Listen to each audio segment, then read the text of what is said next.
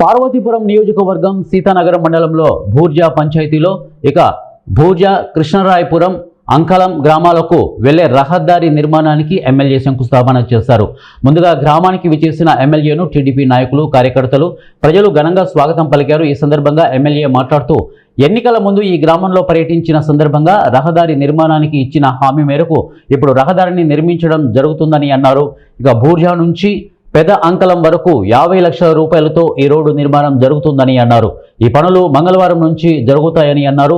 గ్రామానికి సంబంధించి ప్రధాన సమస్య తాగునీటి సమస్య అని, ఈ ప్రతిపాదనలు కూడా ఇటీవల ప్రభుత్వానికి పంపించడం జరిగిందని, త్వరలోనే తాగునీటి సమస్య కూడా పరిష్కరించడం జరుగుతుందని, ఈ పనులను RWS ద్వారా నిర్వహించడం జరుగుతోందని, మంత్రి చేతుల మీదుగా ప్రారంభించడం జరుగుతోందని వారు తెలియజేశారు. గ్రామానికి ఇచ్చిన 4 హామీల్లో బీటీ రోడ్డు, సీసీ రోడ్డు, కాలువల పనులు ప్రారంభించడం జరిగిందని, త్వరలోనే తాగునీటి సమస్య పరిష్కరించడం జరుగుతుందని తెలియజేశారు. ఒక పారదర్శకతతో ప్రతి సమస్యను పరిష్కరించడానికి కృషి చేస్తున్నామని అన్నారు. కూటమి ప్రభుత్వం అమలు చేస్తున్న సూపర్ 6 పథకాలన్నీ ప్రజలకు సక్రమంగా అందుతున్నాయని, ప్రజలు కూడా సంతోషంగా ఉండడం ఎంతో హర్షణీయమని అన్నారు.